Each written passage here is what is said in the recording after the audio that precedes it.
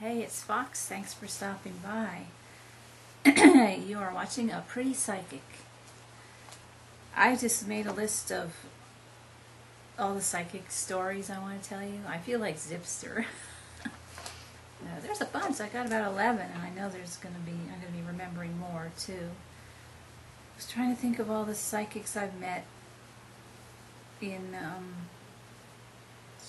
I just remembered I had this journal about all my psychic experiences. I wonder if I still have it.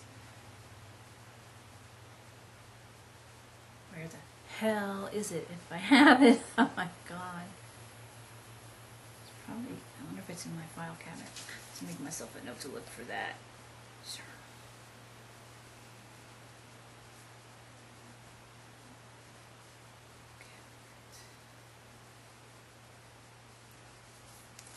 Anyway, I just have this long list of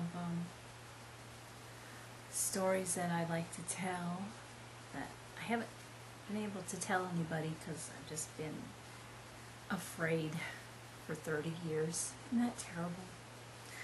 So I shall get going with the first one right after this commercial message. Okay, well, let's see. Let's call this story The Party. And this is a true story. All of these are true stories, okay?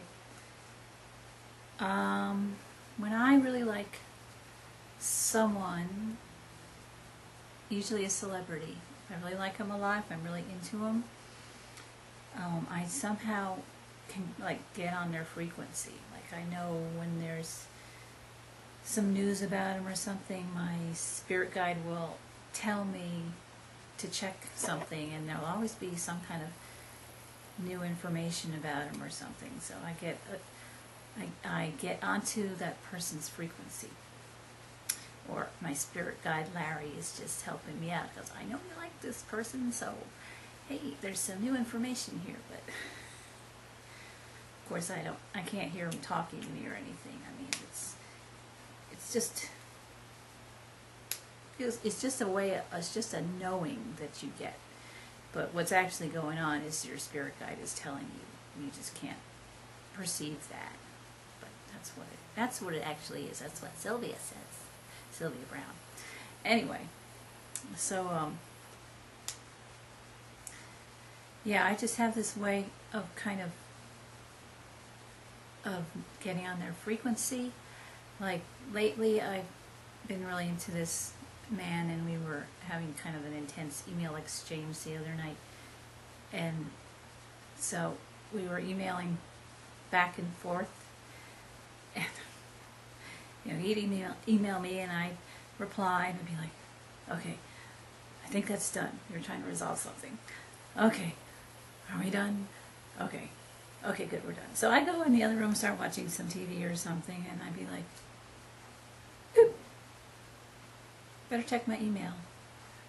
What? I have to check my email again? Again I have to check it again? So I check, yeah, there'd be another message. Okay, I'll answer this one now. Sent. Okay, are we done? Okay. So I went and I took a bath. And so I'm getting out of the bathtub. God, do I have to check my email again? There was another message.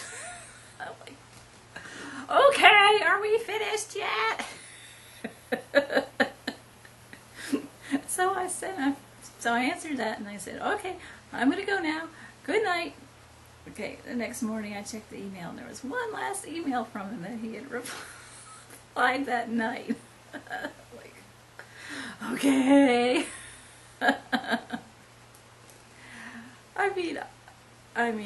This guy's a wonderful man, and I love hearing from him, but it was just it was funny that I knew.